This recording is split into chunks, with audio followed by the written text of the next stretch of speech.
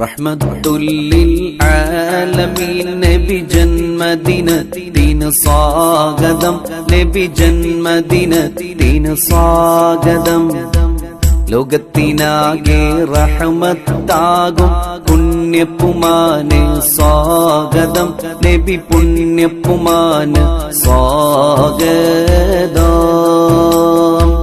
റഹ്മത്തുല്ലിൽ ആലമീൻ നബി ജന്മദിനത്തിന് സ്വാഗതം, നബി ജന്മദിനത്തിന് സ്വാഗതം.